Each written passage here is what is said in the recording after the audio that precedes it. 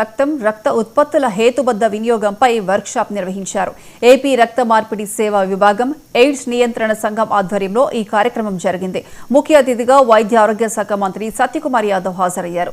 దేశంలో 85% యువత రక్తదానం చేసేందుకు ఆసక్తి చూపకపోవడం విచారకరమని మంత్రి అన్నారు.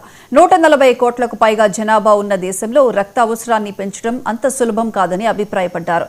ఇలాంటి పరిస్థితుల్లో హేతుబద్ధ వినియోగం అనేది ఒక జీవన విధానంగా మారాలని, తద్వారా రక్తం సరఫరా కొరతను అధిగమించవచ్చని చెప్పారు.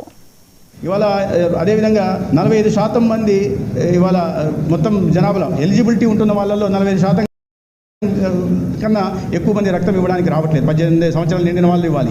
రక్తదానం చేయడం అనేది ఆ పేషెంట్ ప్రాణాలను కాపాడమే కాకుండా ఎవరైతే రక్తదానం చేశారో వారికి కూడా ఉపయోగకరం ఉంటుంది. శరీరంలో మలినాలు తొలగిపోతాయి, శరీరంలో రక్తపోటు తగ్గుతుంది, క్యాన్సర్ బారిన పడే ప్రమాదం తగ్గుతుంది. ఇట్లాంటి అనేక రకాలైన ఉపయోగాలు ఉన్నాయి. వీటిని ప్రజల్లోకి తీసుకెళ్లాలా, విస్తృతంగా మహిళల్లోకి, యువకుల్లోకి తీసుకెళ్లాలా. రక్తదానం వెనక ఉన్న పవిత్రత గురించి వారికి తెలియజెప్పే ప్రయత్నం చేస్తున్నాం. అదేవిధంగా అదే సమయంలో ఈ మా గవర్నమెంట్ హాస్పిటల్లో కూడా వీటిని స్ట్రెంథెన్ చేసే దిశగా ప్రయత్నం చేస్తున్నాం.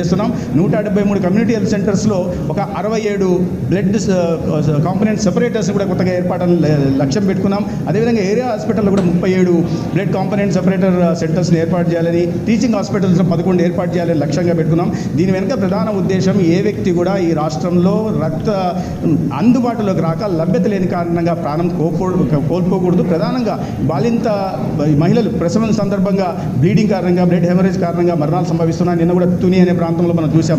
ఆగకుండా హెమరేజ్ జరిగిన కారణంగా ఒక దురదృష్టకరంగా ఒక మహిళ మరణించింది. ఇవాళ అదేవిధంగా 45% మంది ఇవాళ మొత్తం జనాభాలో ఎలిజిబిలిటీ ఉంటున్న వాళ్ళలో 45% కన్నా ఎక్కువ మంది రక్తం ఇవ్వడానికి రావట్లేదు. 18 సంవత్సరాలు నిండిన వాళ్ళు ఇవ్వాలి.